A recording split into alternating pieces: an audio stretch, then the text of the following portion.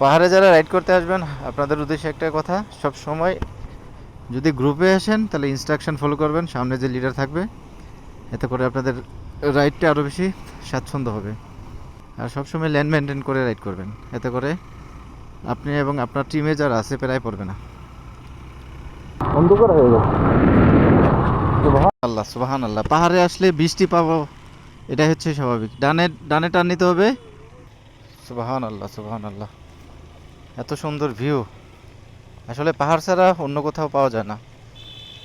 পাহাড়ের রাস্তায় একটা জিনিস হচ্ছে কি, আপনি যখন আপিল করবেন অথবা ডাউনহিল করবেন, গিয়ার শিফট করে একটা বা দুই গিয়ারে ওঠা এবং নামা দুইটা যখন করবেন, তখন আপনার রাইড করতে পারা লাগবে না। সব সময় একটু কেয়ারফুলি এখন রাইড করা লাগবে।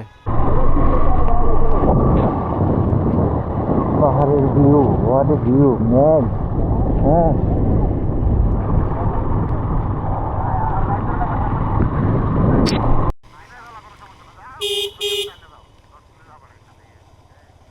ব্রিজ আছে, পাহাড়ি কারণে বেশি ভালো লাগে। না না থাকো।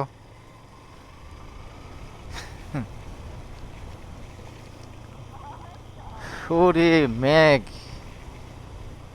পাহাড়ি কারণে ভালো লাগে, অন্যরকম একটা শান্তি। উফ, হোয়াট এ ভিউ।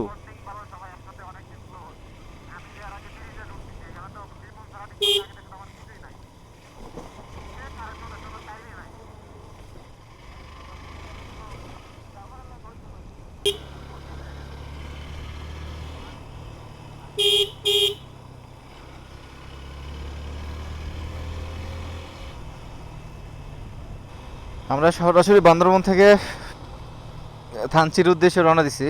এখন আমরা চিম্বুকের পথে বেশ কতগুলো স্টিলের ব্রিজ পার করে আসছি। পুরো রাস্তা আঁকাবাঁকা, আর এত সুন্দর ভিউ। আমরা বৃষ্টি পেলাম, রোদ মেঘ বৃষ্টি, মানে অস্থির ভিউ, সেই সেই।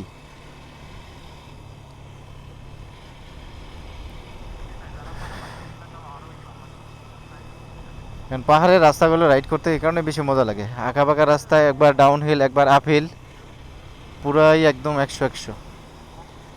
অবশ্যই পাহাড়ে যারা রাইড করতে আসবেন আপনাদের উদ্দেশ্যে একটা কথা, সব সময় যদি গ্রুপে আসেন তাহলে ইনস্ট্রাকশন ফলো করবেন, সামনে যে লিডার থাকবে, এতে করে আপনাদের রাইডটা আরও বেশি স্বাচ্ছন্দ্য হবে। আর সবসময় ল্যান্ড মেনটেন করে রাইড করবেন, এতে করে আপনি এবং আপনার টিমে যারা আছে প্রায় পড়বে না। পাহাড় রাইডে সবসময় সতর্কতার সহিত রাইড করা দরকার। আমরা পাহাড়ে রাইড করতে আসি, মজা নেওয়ার জন্য আসি।